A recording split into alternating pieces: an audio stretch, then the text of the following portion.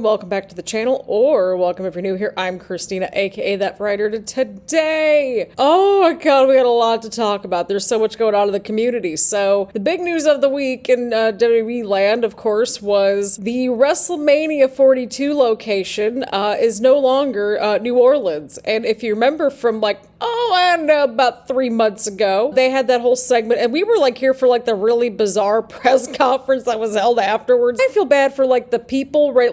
That's who I really feel bad for, or the people that actually live there in the city, because that's a huge blow. Now, I get that they're going to be getting Money in the Bank in August of 2016, which some people were throwing more of a fit about that, and I was like, no, I think this kind of makes some sense, because I think, just taking a look at, the timing and everything, if they're going to keep doing, the King and Queen of the Ring stuff or whatever, in the middle of the summer, and they get those SummerSlam opportunities, then that makes sense, right? And then you got to space it out. Plus, a lot of that intrigue is going to be with that Money in the Bank briefcase. Are they going to cash in at Royal Rumble, or are they going to cash in at WrestleMania? Where are they going to cash in at? And that sets things up for fall programming and stuff. So that to me makes sense. I don't know. I have no problem with it getting moved, to be honest. I felt very indifferent about it. I just want Money in the Bank to still be a thing.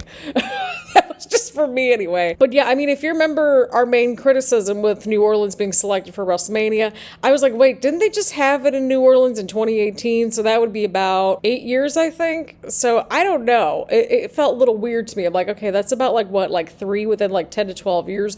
But then then the rumor mill is saying that it might be going back to Vegas for 2 years in a row. So I don't know. And then there were comparisons to, well, SummerSlam was in Brooklyn for 6 years. And I'm like, yeah, but we were complaining about that too back then. I remember that. I don't know where they're going to be for WrestleMania next year, but I'm going to try to do WrestleMania in 2027. And as long as they don't move SummerSlam next year, we're going to make it up to Minneapolis next year. So that's the game plan. So speaking of Big Four shows, of course, they also chit-chatted about the basketball feud that has translated into the Eastern Conference Finals. I'm not okay.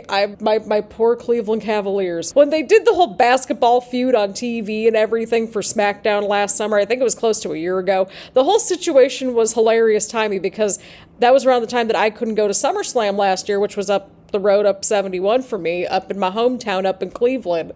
And then, that was when they announced the Indiana stuff. And then, of course, I went to Royal Rumble, went to a Pacers game, and then, went to Royal Rumble Smackdown, and then, of course, met LA Knight. So it's with this full circle moment right here. I love that for all of us. So we'll try to include a clip of the actual reaction of oh my god, a basketball feud or wrestling or whatever. I get that they're promoting the Indiana sort of premium live events coming up, but what is this? We've got a basketball feud within a wrestling feud. What is happening? Anywho, like I have said, we're going to try to do SummerSlam next year, and then the following year I think we're going to try to do Mania. I mean, if Survivor Series or something is relatively close, within 4 to 5 hours, we'll try to make it. We'll try to make it work. But yeah, it's going to take some time to get SummerSlam and, WrestleMania and all that squared away. I was interested in, particularly in where WrestleMania was going to be next year, because it's very close to when I turn 30 next year. So I'm oh, I might as well do that for my birthday trip. But I'm we'll see what happens. If it's close by, we'll aim for it possibly. Anywho, this is a long-winded intro. My apologies, everybody. We had a lot to chat about in the wrestling sphere of things. Anywho, we got a very stacked show tonight. And I say let's just jump right into it. So as per usual, grab your snacks, grab your choice of beverage, get comfy and cozy, and let's get to it, people. All right, lovely people. We've got Tiffany Stratton kicking off the show. Well, technically we kicked off the show with all the little entrances into the building, and Drew and Damien got into a fight again. Oh yeah, there's a lot going on with Money in the There's a lot going on with Money in the Bank. That's coming up around the corner. We've got more qualifying matches tonight. And New Orleans is no longer getting WrestleMania apparently next year, but they are getting Money in the Bank next year. And Money in the Bank next year is in late August, after SummerSlam, which I find very interesting. Okay, we got Alexa Bliss coming out here now. This is all getting interesting. But I mean, hey, listen to the people. They're still all reacting crazy for? I've got to see what happens with this whole situation. This is interesting. This is different. This is fresh. I'm all for it. Of course, Alexa and Tiffany, both former Money in the Bank briefcase winners. I don't think you two have formally met either. Oh, see? Yep, there's some overlap. Oh my god, that's right. They did cash in on the same person, and that was Nia, I think, right? Oh, yeah, that's right. Okay, now that I'm looking at the card from Money in the Bank 2018, yep, that makes all the sense in the world. Alrighty, we got Charlotte coming out here. I love her robe. I mean, just by having Charlotte and Alexa back, and, well, now we got Giulia into the mix, I think we're gonna be good. We're gonna be good for a minute. Of course, we had the whole run-in with Alexa and Charlotte last week, too, backstage. I'm with that person in the front row. Bring back heavy metal.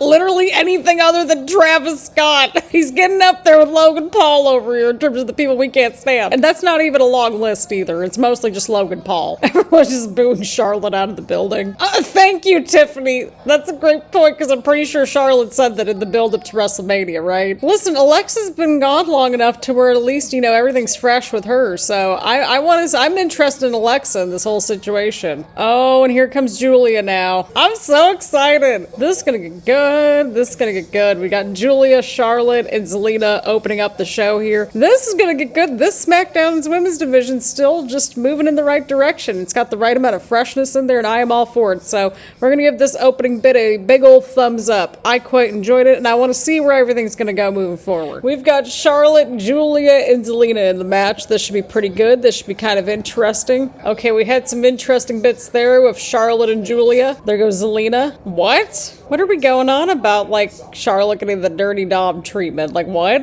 Giulia was only on Raw for, like, 2 weeks. What are we going on about? I kind of wanted to see what they were going to do with Giulia and Roxanne together. That could have been a little interesting, but I'm kind of glad that they let both of them just on different shows, to be honest. Oh, Giulia just ducked Charlotte. Oh, collision in the middle of the ring. I gotta know who takes the fall in this match. I'm assuming maybe Zelina? I don't know, because, I mean, Zelina's the current women's U.S. champ. And then you've got Charlotte in there.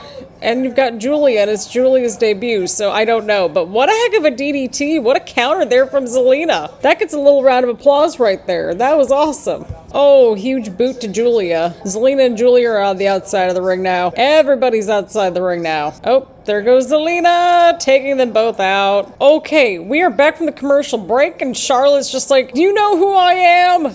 And Giulia is just not having any of it. Those two have been beating the crap out of each other in this match. We are here for it. Show the world what you're made of, Giulia. There goes Zelina. Oh, but I think Charlotte caught her. Yep, Charlotte caught her. Oh, okay, well, Giulia's on the top rope now. Oh, and she just took down both Charlotte and Zelina. Oh, man. Y'all, this women's Money in the Bank ladder match is looking stacked so far. I think we've got Alexa, we've got Rhea Ripley, and we've got Roxanne Perez. And really, any of these three would be a great addition to the match, truly. Oh, what's going on here? Oh boy, Charlotte's on the offense again. Oh, now Charlotte took out Zelina and Giulia. Oh, I think Zelina just took down Charlotte. Oh, but there's Giulia. Oh, and there's Charlotte now. Oh, Giulia kicked out. What a match, y'all. What a match. Oh my lord. Giulia's got it locked in on Charlotte now. Oh man. Oh, sneaky pin. Oh, but Charlotte kicked out. This has been nuts. These three are just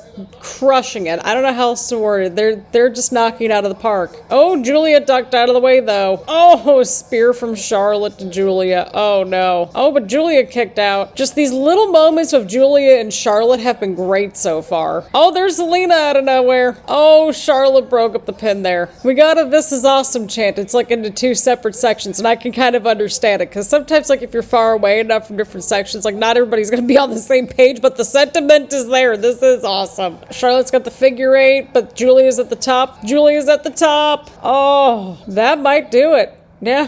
Giulia's got Zelina now. That's it. So since she also pinned the champion, does that also mean that she gets a title opportunity? I know that Giulia's going to Money. Oh my god, this Money in the Bank ladder match is stacked. Think about who's in this match. Giulia, Rhea Ripley, Roxanne Perez, Alexa Bliss. We still got 2 more spots open. Like, what are we watching? This is insane. I love it. I absolutely love it. Y'all, this was an amazing opening, and this was a great first match for Giulia on SmackDown. The crowd was really into it, especially towards the end there. I really enjoyed, like, all the moments with Charlotte and Giulia. I think once they get a standalone thing, that's where something good's gonna happen. I don't know. Like, that, I got some good chemistry vibes from them. And Zelina just did did great throughout the match too, just, really balancing things out with just her quickness and everything. I loved it. It was a great match, great opening, great start to the show, and these women just absolutely crushed it. Great start. I'm giving this a big old thumbs up. This was fun. This was great. Alrighty, everybody, here we go. We got Chris Sabin versus Tommaso Ciampa. This should be interesting. We had more fighting backstage in between everything, and, it was involving, of course, Chelsea Green and the Secret Hervice and B-Fab, Michin, and Zelina, so that all happened, and we're getting the Secret Hervice versus Michin and B-Fab later tonight, so that match is official. Of course, DIY, the Motor City Machine Guns, they've been feuding for really the entire year, which has really been, in turn, sort of like the last so many months since the Motor City Machine Guns have been on SmackDown and in WWE in general. Again, the SmackDown tag team division is insane in like the best way possible. It is truly a highlight every single week for me. Yeah, I think turmoil in the tag team division is kind of an understatement. I mean, hey, that's one way to do it. Throwing a jacket, but wouldn't that be kind of a weapon? I don't know, because it's a foreign object, technically. I don't know. Okay, that was certainly interesting. That was a choice. Alrighty, everyone, we're back from commercial break, but it looks like Chris Sabin's building up some momentum here. Uh-oh, Ciampa's got his leg. Oh, look at Gargano's reactions on the outside of the ring. Yeah, that was a rough landing there on the apron. Oh, no. Oh, boy, here we go. Uh-oh. Oh, come on. Well, now we got Gargano on the apron. Well, there's Alex Shelley now, trying to just chase him out of there. And then, Ciampa just took down Alex Shelley. But now Chris Sabin's got the roll-up. Oh, nope. Oh, well, there goes Chris Sabin just taking out DIY altogether. Everybody's outside the ring now. This is totally going to end well, right? Well, hey, I mean, the crowd is into the match, so, I mean, hey, that's a positive, right? Oh, well, Candice is back. So they pivoted Candice seemingly, okay, they pivoted Candice away from Nia. Okay. I mean, at least this makes sense. Well, then Motor City Machine Guns, they're going to need an equalizer, right? Probably, I would think. Alrighty, overall, this was a serviceable matchup, did what it needed to accomplish, and hey, we have Candice LeRae back, and she's with Gargano and Ciampa now, so very interesting, adds a new layer into this whole little situation here, and so we'll have to see what happens moving forward. Alrighty, everyone, we've got Michin and B-Fab versus the Secret Hervice. Everyone involved in this whole situation, they've been sort of feuding for, well, some time now, to say the least. I love the Secret Hervice. I absolutely love what they're doing. Again, they understand the assignment. We appreciate that. And of course, we get to see more of what B-Fab can do in the middle of the ring too, which is great.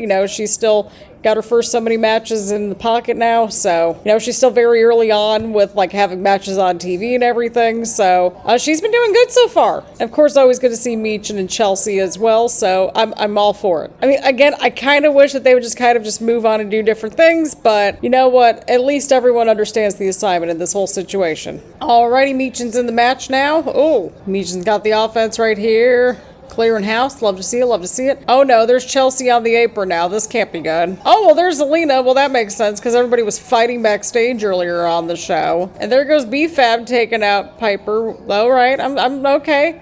Oh, we got a sneaky roll up. Oh, no. Ooh, sneaky tag in there from B-Fab. All right, B-Fab. I don't know what that was, but that was cool. Look at that. B-Fab got the win. I'm all for it. You know what? This was serviceable. B-Fab got the win. And, I mean, this all kept moving along. And, yeah, this was serviceable. Did what it needed to accomplish. Chelsea's completely melting down. And, yeah, I think that sums it up. Again, it was pretty short, sweet, and to the point. Well, JC Mateo and Jacob Fatu were not getting along, and Solo and JC are on the same page, and Jacob's not happy with Solo. Oh, God, you can tell that this is going to be, again, like I said last week, I think we're kind of in an in-between iteration of the bloodline, right? Because we also don't have Tama Tonga or Tonga Loa involved, and it's just a whole situation and a half. But yeah, we've got Jimmy and Ray Fenix versus the Bloodline, and I'm wondering if this is going to be a Bloodline versus Bloodline feud coming up, because we're due for the summer Bloodline feud. I'm just saying we're due for it. I know we're not fully into summer yet, but we're in the right direction. Of course, we saw JC Mateo last week. Of course, we saw him debut at Backlash and helping Jacob when Jacob didn't need any help, and we established that he was probably not happy about it. And I think they're doing probably, the right thing by pivoting a little bit from what it's looking like, because the people are really behind Jacob. They really are. I mean, if you go back and watch that Mania match with him and LA Knight, I mean, you could literally hear the crowd split and everything, just reacting to the them both, so. I mean, that speaks volumes, right? Right. Look at Rey Fenix and Jimmy Uso right here. Look at how aligned they are as a new team. Okay, Rey Fenix. That was awesome. That was awesome. And now the bloodline is trying to regroup here. And well, we got JC and Jacob fighting, and Solo's in his weekend outfit. So there is that. Oh my god, look at how much air that Rey Fenix got, like when they slowed it down right before the commercial. That was awesome. All right, everyone, we got JC, Mateo, and Jimmy Uso fighting it out inside the middle of the ring after the commercial break. Yay, they're actually showing us what happened during the commercial break. I love that for us. Oh, Solo just told Jimmy that he still loves him. I'm not well. But, like, I also get the suspicion, too, that, like, what if Jacob just goes out and does his own thing, you know? Like, leaves the bloodline entirely and just does his own thing. It did wonders for Jay. Uh-oh, we're at the second rope now. I think Jimmy's trying to counter here. Yet JC just is not letting up. I mean, listen, you gotta do what you gotta do, especially when you're this far into the matchup and, you know, you gotta get some kind of offense, and gotta give Jimmy credit for that. Connected. Gave him a little bit of breathing room. Alrighty, we got Rey Fenix in the middle of the ring. Should be interesting.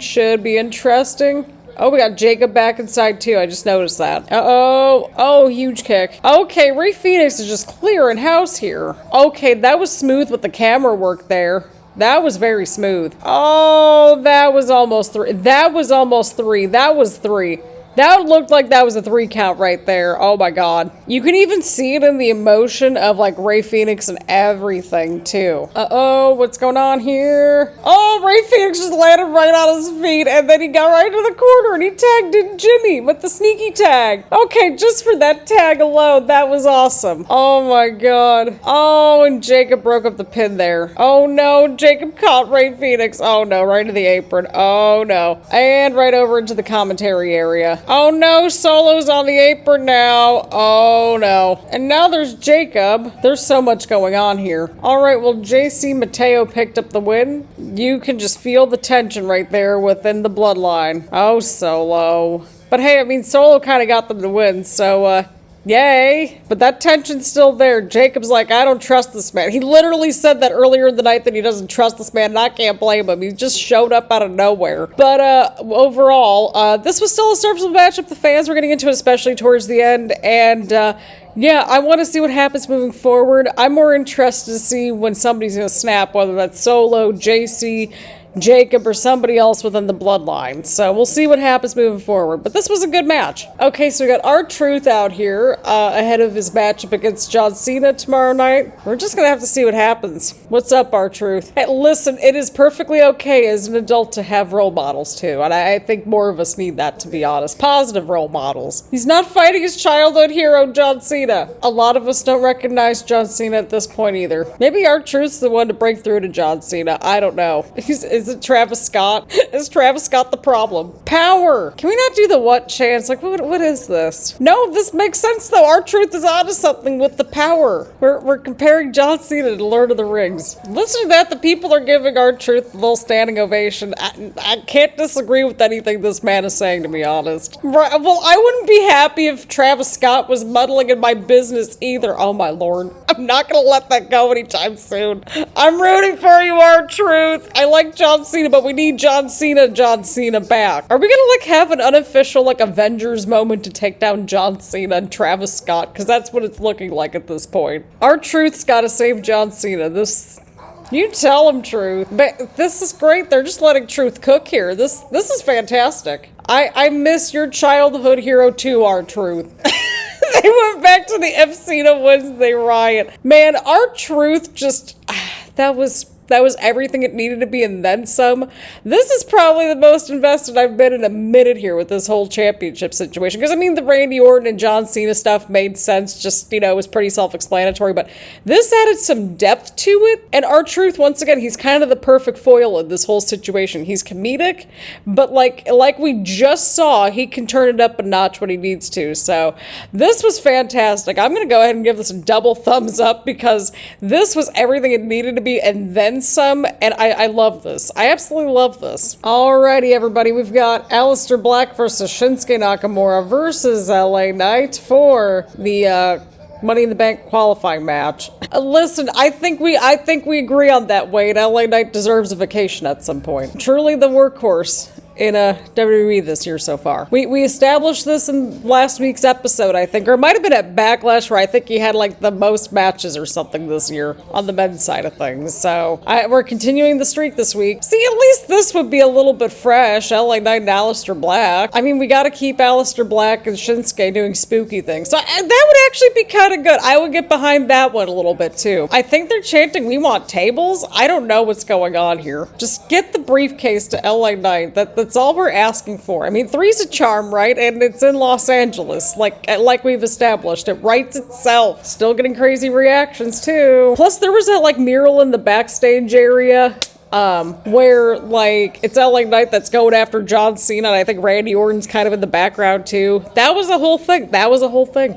Foreshadowing. It makes sense. See, like, you could just have, like, Shinsuke and Aleister Black do a little series on SmackDown throughout the summer. They're just gonna kick each other, just beat the crap out of each other. They're literally kicking each other. This is great. This is everything it needs to be. Oh, what's going on? Oh, wait, there's LA Knight. Cat-like quickness. Okay, well, there's Shinsuke with the knee. So swift. Alrighty, well, we're off to commercial break. We were starting to have a good time. We've got Shinsuke and Aleister Black in the middle of the ring now. Aleister Black in firm control. LA Knight's on the outside of the ring. We saw him because, well, there was like the whole top-down angle and like it was all zoomed out so we could see everything. LA Knight breaking up the cover right there. I appreciate the injection of energy, by the way, because again, this is the oh-so-dreaded 9:30 to 10:30 spot, so I appreciate it. Well, there goes Shinsuke breaking up the pin. And we're back to Shinsuke and Aleister Black. Oh, huge knee right there from Aleister Black to Shinsuke. Oh, Shinsuke with the kick. Oh, alright, well, there's LA Knight. I was like, I just saw him outside the ring, and well, there he is.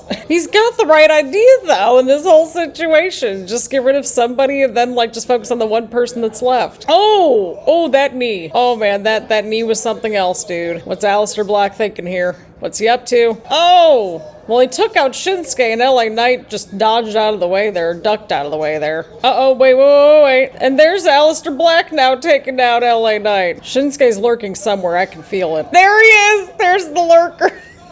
Remember when we were like laughing about how we had just had the lurker gimmick? That was a whole thing. Once again, I didn't realize that we had rope breaks in a triple threat match, but I guess that's a rule? Has that always been a thing and I've just been like not paying attention? I mean, that could be the case. Oh, ouch, right into the post. Oh, hang on here. Just stay outside the ring a little longer, LA Knight. Let these two destroy each other. Well, Aleister Black just got Shinsuke. He just like threw him out of the ring. That's one way to do it. See, even the fireworks are going off right as LA Knight picked up the win.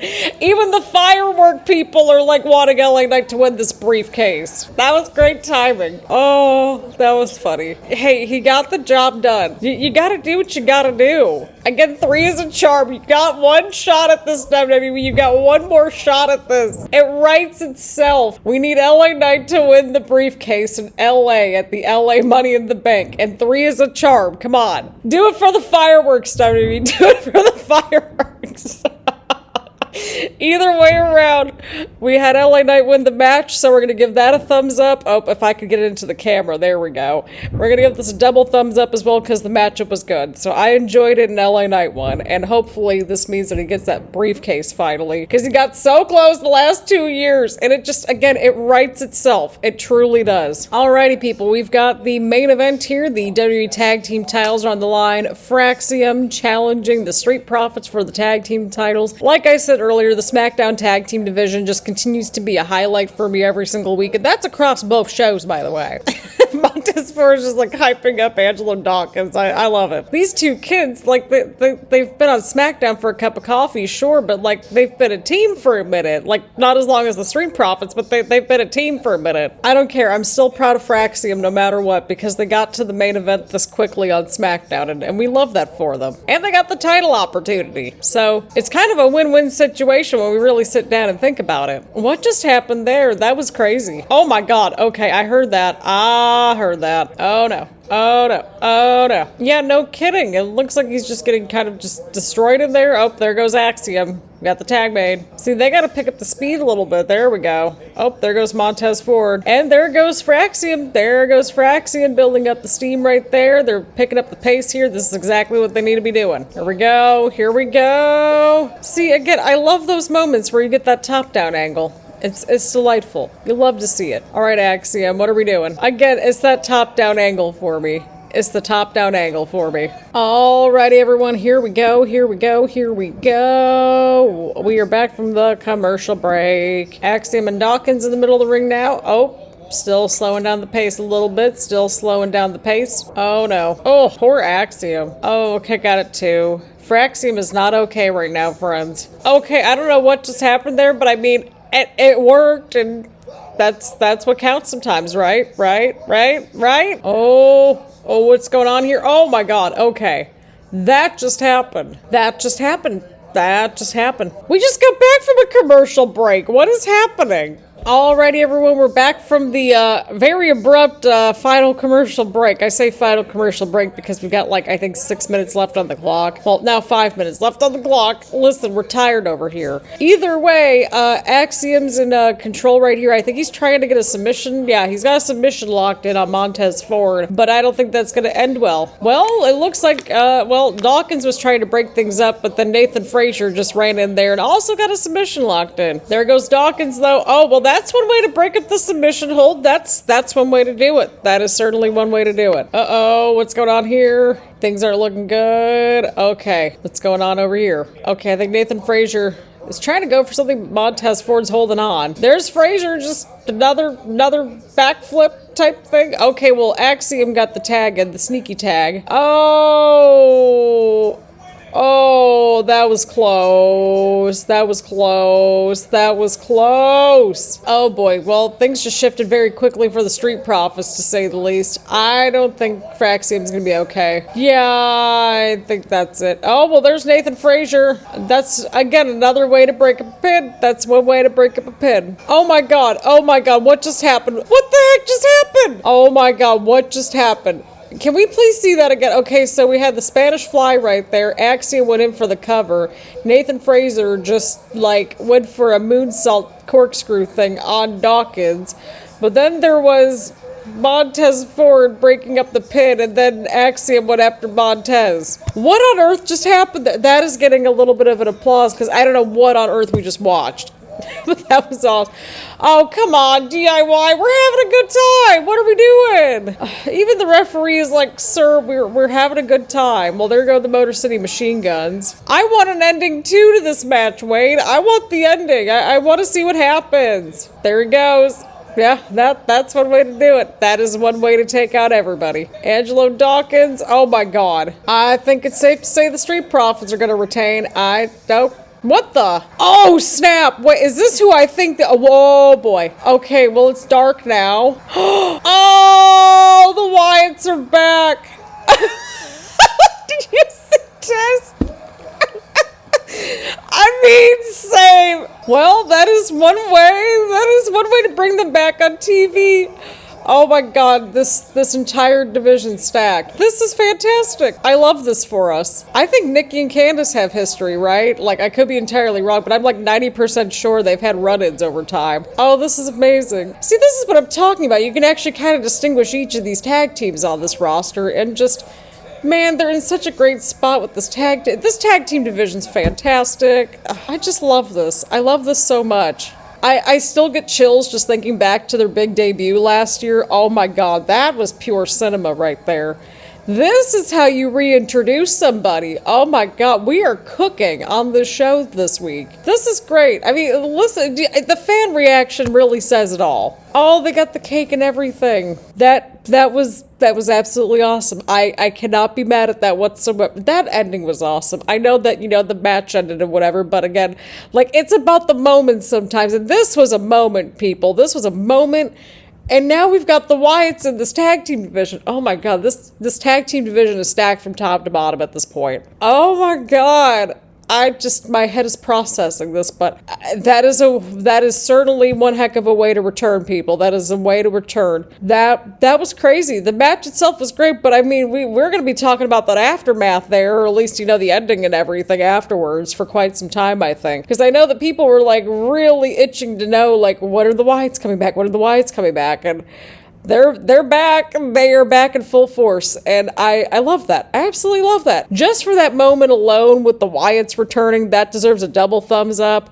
So, I mean, there's that. But I mean, going back to the match beforehand, matchup was pretty good. The crowd was getting into it as the match went on. But the Wyatts are back, people, and I'm scared. I'm scared and excited at the same time.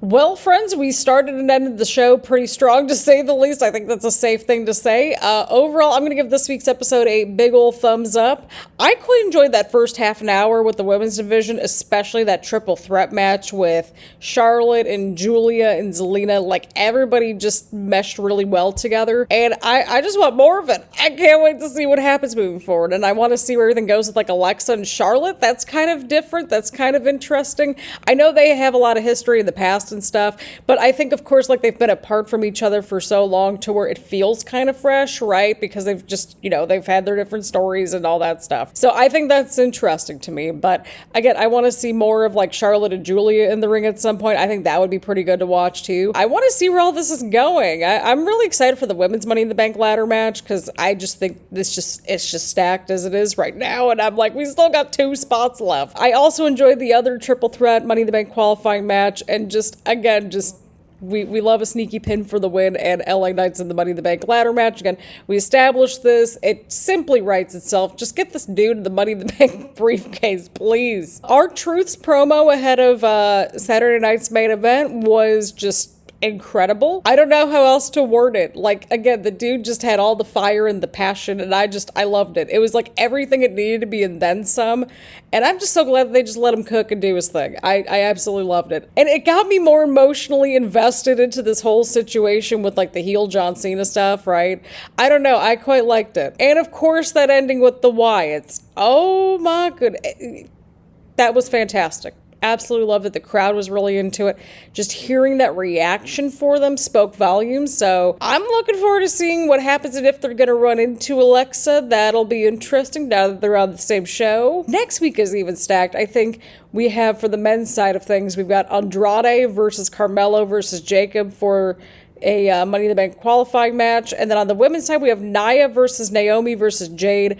Bianca Belair's returning next week. It's in Knoxville, Tennessee, so that makes sense. And yeah, so far, I mean, just from that alone, things are looking pretty stacked. And I want to see where things are going to go moving forward. So overall, again, this week is going to get a thumbs up for me. Let me know what y'all thought about this week's SmackDown down in the comments down below. Leave a like, leave a comment, make sure to hit the subscribe button and hit the bell button so you get notifications around here and that sort of thing. Again, thank y'all so much for tuning in, and I will see you all in the next one.